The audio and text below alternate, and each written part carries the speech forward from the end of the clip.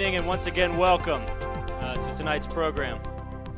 Before we continue on to the next portion, would you please help me extend a huge thank you to Debbie Pinchatino and the entire Sodexo catering staff for the wonderful meal and service we enjoyed this evening.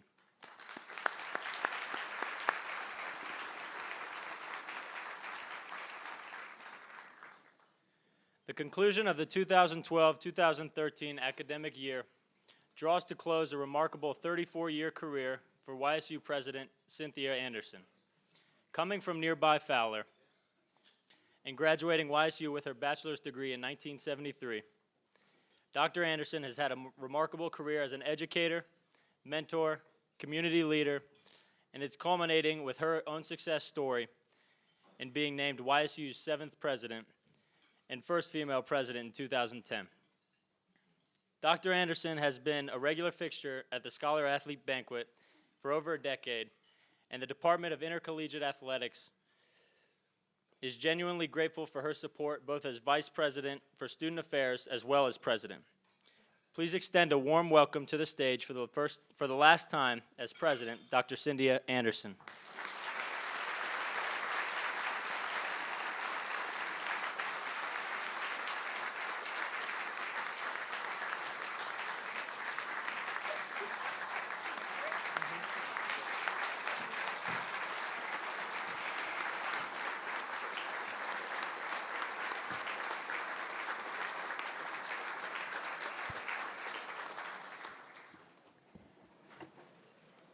Thank you very much.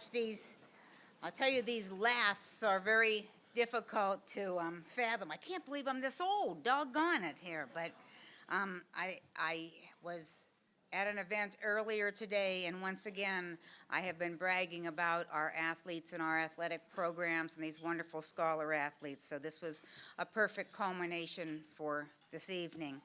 I do want to begin by introducing some folks that we have with us this evening in the audience. I'd like to begin by introducing our members of the Board of Trustees. If they could stand, please. Trustee David Dybel, and the person who keeps him in line, Holly Baker, and Dr. John Jakubec and his son, JJ, Senator Harry Michel, Trustee Scott Schulich, and Trustee Carol Weimer. Thank you so much for all you do for all of our programs.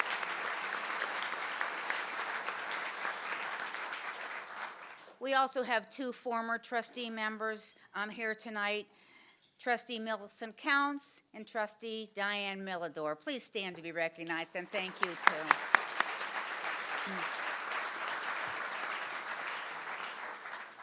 We also have with us our Provost and Vice President for Academic Affairs, Dr. Akram Khawaja. Please thank him for his work.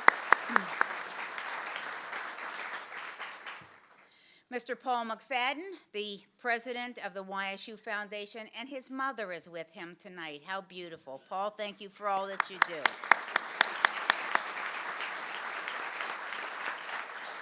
And Reed Schmutzen, his wife Judy, who served as the YSU Foundation president for many years. Thank you so much, Reed and Judy. And since this is an athletic banquet, I would be remiss if I didn't say a shout out to Joe Malmaser and Olga B., the former athletic director here at Youngstown State. Thank you, Joe.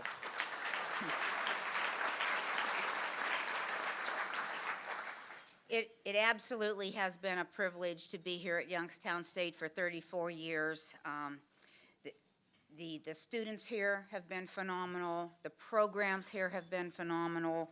And I will tell you that we read in the newspapers every day about athletic programs, athletic teams, athletes who make, I will say, poor and wrong choices. And you don't read those things about the folks here at Youngstown State University. That takes a lot of hard work on the part of many individuals, and tonight I do want to give a lot of credit to my good friend Elaine Jacobs, who keeps us all in line and makes sure that we do have clean, wonderful, effective, and efficient programs for our students. Thank you so very much, Elaine Jacobs.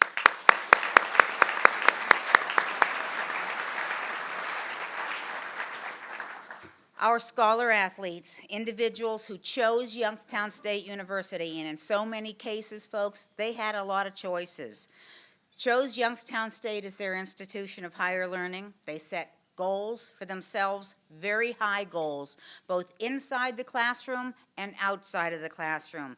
And I'm here to tell you tonight that our scholar athletes have succeeded tremendously outside of the classroom as well as inside. We hold them to very high standards. They make personal sacrifices for YSU. They've not only been encouraged, but they are required to maintain high grade point averages. And if you take a look at our scholar athletes and our athletes in their programs in general, you will see what spectacular young men and women we do have here at YSU. They spend hours upon hours on the practice field, juggling both sleep, a little bit of social time, and their academic time. They've learned the true meaning of being part of a team and how important that is. They could teach us many lessons about diversity, about time management, about teamwork, about cooperation, about leadership, and I've said this on so very many occasions. They could teach us a lot about how to live a life. They have become our teachers, we their students on so many occasions. So I congratulate each and every one of them. To you community folks in the audience this evening, you make it able for us to do what we do here, and we thank you so very much. I'll tell you, I don't know of any other community across this country that has the dedication and the commitment that the folks of the Mahoning Valley have. So for all of my years here at YSU and for the many, many years to come, thank you so very much for all that you've done, for all that you do, and all that I know you will do. For all of you athletes in the audience tonight, I wish you the very, very best in life. Best wishes and good luck to all of you. Thank you. Hello, as Kurt said, I'm Allison Ludwig. I'm a member of the women's soccer team here at YSU, and I'm here to speak to you about SAC and present the SAC Leadership Awards for this year. SAC stands for Student Athlete Advisory Committee, and basically what we do is leaders are elected from each sport. So we have about 3 or 4 leaders from each sport, and we meet every month to discuss basically issues on the team, anything that we need to discuss about leadership and things like that. We also do a lot of outreach, and the main things we do are Penguin Fest, which is, I'm sure a lot of you have heard about it. It's a big event where all the athletes come together. We put on skits, we have team builders and stuff like that. It's kind of an opening thing for the beginning of the year for all the sports teams to meet each other. We also do a big fundraiser with the Special Olympics, where we have a Special Olympics group come to the basketball games, and we have a big event for them, so that's really fun. And then another big outreach thing that we do is Salvation Army bell ringing. So each team has a number of their student athletes come out, and we stand in front of Walmart. We have 2-hour shifts ringing the bell for the Salvation Army, which is really cool. So without further ado, I'm going to present the SAC Awards. And what we did this year was we nominated people from each of our teams, and then as a group in SAC, we voted for who we thought best deserved this award. So for the Female Leadership Award, and you'll hear a lot about her in a little bit, the winner unanimously basically is Brandy Brown, women's basketball.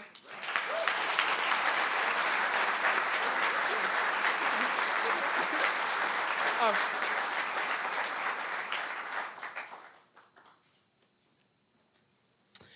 All right, and the Male Leadership Award, unfortunately he's not here tonight because he's being a scholar, he's at class, is Torian Pace, men's football.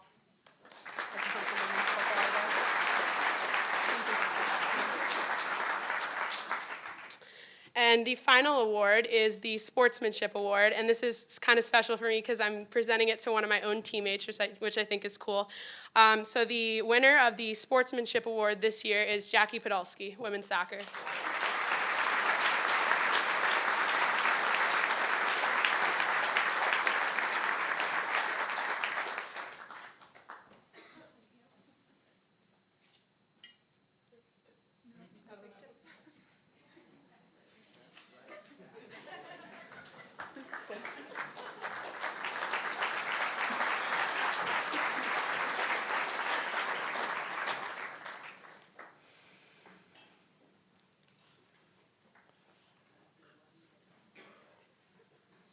Would you please join me in welcoming to the stage junior basketball player, student athlete Liz Hornberger to present our Female Athlete of the Year award.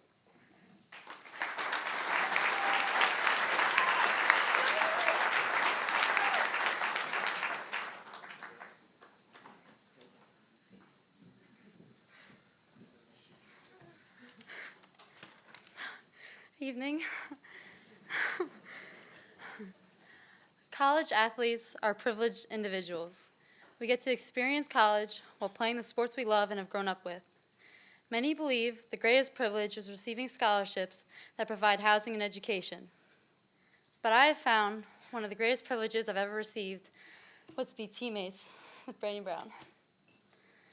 Being the statistical leader in numerous categories throughout YSU's history, Brandy also captured both league and national awards all 4 years of her career, including runner-up for Horizon League Newcomer of the Year her freshman year, and Academic All-Horizon League and second team All-Horizon League during her sophomore and junior years.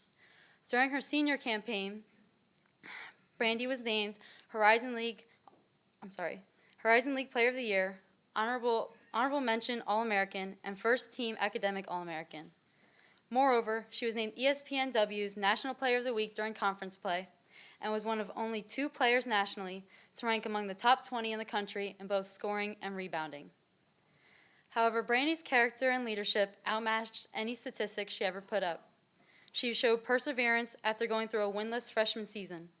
She exemplified confidence while retaining tremendous humility. She was successful not only for the way she carried herself, but for the way she carried our team and how she returned our program to its winning ways. She has taught me that a strong religious background builds character, and character builds heart, and it's heart that is the real measurement of success. Brandy Brown is a winner, and more importantly, a wonderful young woman and teammate that I wish I wouldn't have to give up. It has been a privilege to play alongside of you for 3 years, and even though I'm 3 months older than Brandy, I view you as a role model. Youngstown State will remember you, not only in the record books for what you did, but for who you are.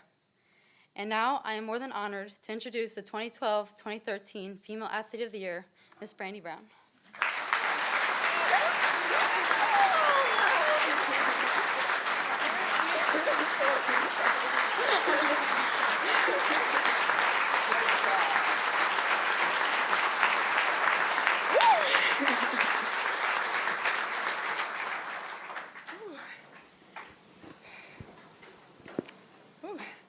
I hope you guys are standing after, too. Thank you, Liz, for introducing me. It is an honor to be recognized as one of the YSU Vindicator Scholarship Athletes of the Year. I would also like to acknowledge and thank the Penguin Club for sponsoring this awards dinner, as well as thank all of the endowed scholarship donors in attendance who step up each year to support YSU student athletes. Thank you. People always ask me why I came here from California. And when I first got here, I asked myself the same question almost every single day. I never expected to become the Brandy Brown that I am now. I sat around the whole summer before my freshman year and did nothing but dread coming to YSU. I didn't work out, I didn't run, I didn't lift a single heavy object. I was 17, I was nervous and scared, and in my mind, there was no way I could play Division I basketball.